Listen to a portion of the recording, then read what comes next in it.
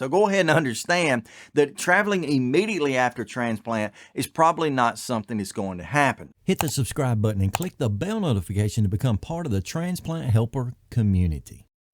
Hey folks, welcome to Transplant Helper again today. My name is Jim Merle, and today we're going to be answering a couple of different questions concerning travel post-transplant, particularly traveling pretty soon after transplant, maybe within that first month or two or three.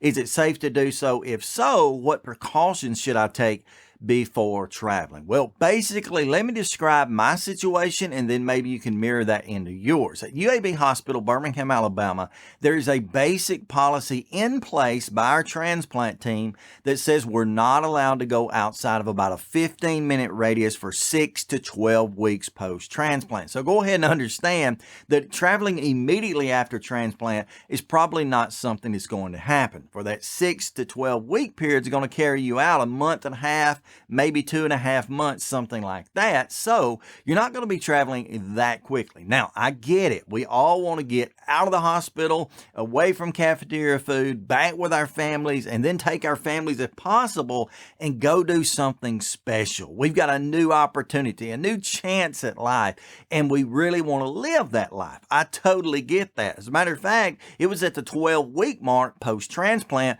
when my family and I took my first vacation. We went to South Alabama, basically to the beach, maybe 5 hours away.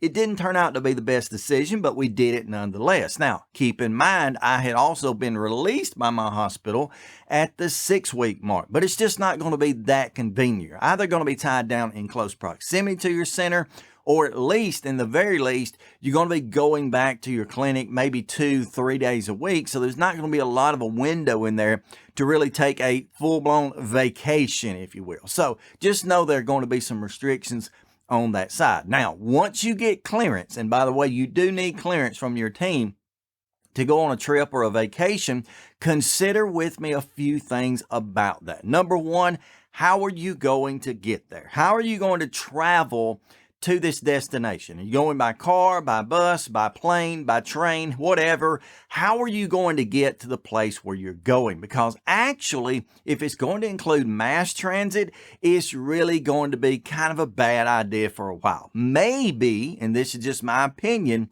maybe even up to that 1 year mark, you need to avoid mass transit as much as you can. Now, sometimes that's impossible. Sometimes your home is actually a plane ride or something away from your transplant center. So you're going to have to get involved in that a little bit at times, but for the most part, if you can avoid mass transit, you're going to be better off for about that first year or so. So just consider, how are you going to get there? Is it going to require you being in a crowd where a lot of people are going to be, where it's going to be very difficult, even though I know you're going to be masking up, gloving up, and washing up? What's it really going to require for you to get there? So just think about how you're going to get there. In the second place, think about where.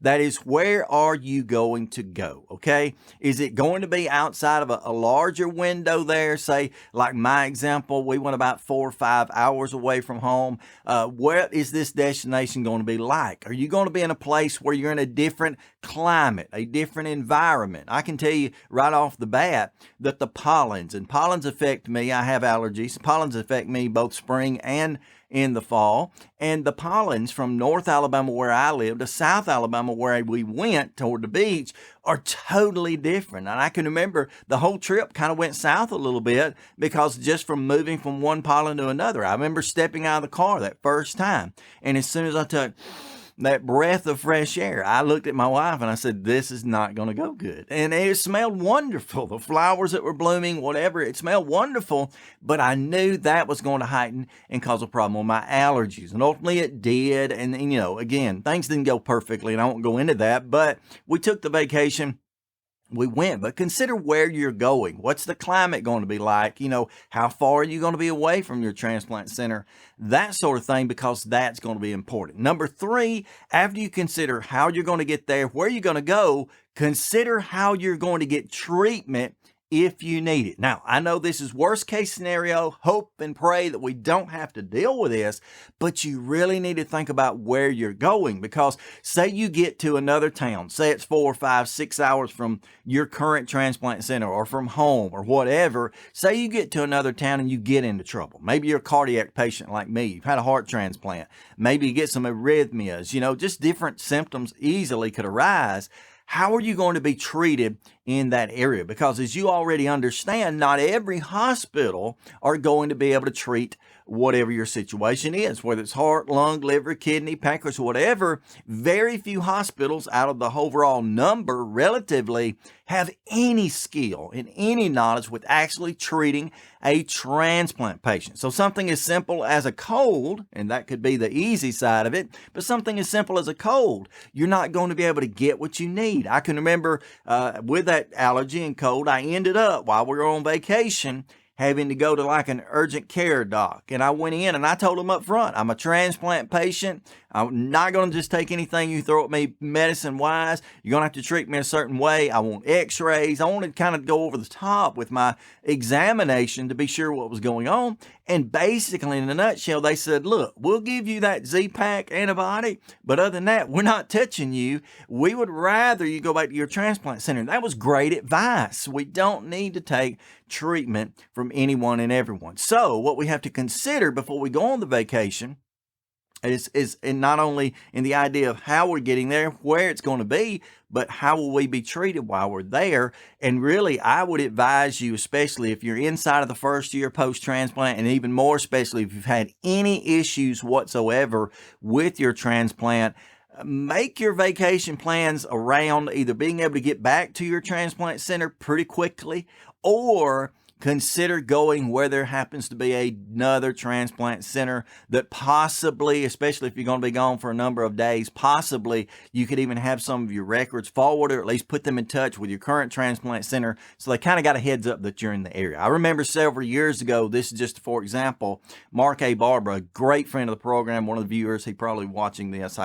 Mark, I call your name a lot, but anyway, I can remember Mark being displaced. He lives in Miami, and he was displaced from his home due to a hurricane that came in. It's actually happened a couple of times lately, but the first time when he was displaced and he was planning to come up toward Atlanta, a long way from his home, he went ahead and called ahead, made arrangements ahead so that while he was gone, he could access another transplant center and they could in turn access his records if need be so he could be treated right. So answering the question, can I go on vacation post-transplant? Absolutely, you can. Is it a good idea to do it inside of that first 6 to 12 weeks? Probably not, but you probably won't be able to. And then after that, is it a good idea to travel? Just be cautious. Know how you're going to get there, where you're going to go, and how you're going to be treated while you are there. I appreciate you joining me today. My name is Jim Merle. They call me the Transplant Helper. By the way, while you're here, you're already on YouTube, so why not check out a couple of the videos that are going to pop up here right next to me, right there and there in just a few moments. And while you're there, consider hitting that big round button kind of in this area. That's the subscribe button. That'll allow you to be notified and find out every time I put out content, which I hope will help to advocate, educate, and motivate you as a transplant patient. Share this video out, give it a big thumbs up. I would appreciate it. And comment below, when did you go on vacation after transplant? If so, where did you go? I'd like to hear about it. Stay stronger, friends.